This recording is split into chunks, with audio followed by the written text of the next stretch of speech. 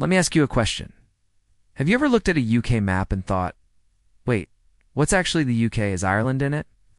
What about the Isle of Man or the Falkland Islands? You're not alone. In today's video, we're breaking down exactly what the UK is, not just the land, but the names, the history, and why it's not as straightforward as it sounds.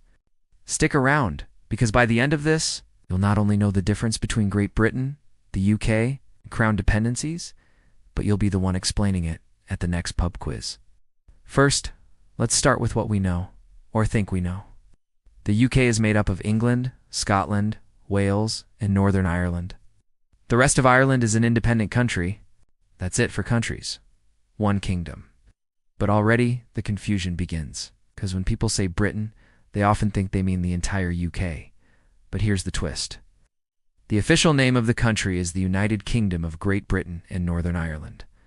So what's Great Britain then? Great Britain is just England, Scotland, and Wales. It does not include Northern Ireland. So the term UK includes all four countries. Great Britain only includes three. Think of it like a pizza, with 4 slices, 3 on one side of the plate. That's Great Britain. And 1 slice a little across the water. That is part of the full pizza, the UK. Now here's where it gets more interesting. You might hear the term British Isles. This is more of a geographical term. It refers to both islands, the island of Great Britain and the island of Ireland, which includes Northern Ireland and the Republic of Ireland. So yes, not all of Ireland is in the UK. Only the northern part is. The rest, that's a different nation with its own government, currency, and international policies. But wait, we're not done yet. What about the Channel Islands, or the Isle of Man? These are what's known as Crown dependencies. They're not part of the UK, but they are linked to it. They have their own governments, their own tax systems. It's even their own laws. But they rely on the UK for defense and international representation. It's like being part of the family, but living in your own flat downstairs.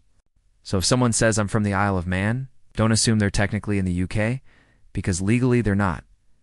Let's zoom even farther out now, thousands of miles away. The UK also has British overseas territories, like the Falkland Islands, St. Helena, Bermuda, and Gibraltar.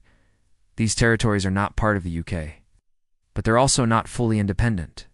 They have ties to the UK through citizenship, defense, and external affairs. Imagine distant cousins who still come over for family reunions, but run their own houses. So how does all this work politically? The UK is governed by the Parliament sitting in Westminster. Scotland, Wales, and Northern Ireland also have parliaments or assemblies of their own, with devolved powers in defined areas. In short, Westminster governs the UK overall, but Scotland, Wales, and Northern Ireland have their own devolved governments for local decisions, like education, health, and transport.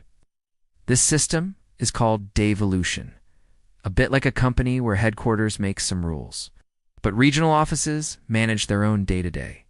So while the UK is one country, it has multiple layers of government working together. So next time someone says British, ask them, do you mean the UK, Great Britain, or the British Isles? Because the truth is, the United Kingdom is more than just a country. It's a union of nations, islands, histories, and identities, stitched together by law, tradition, and shared stories. Maybe that's what makes it so uniquely British.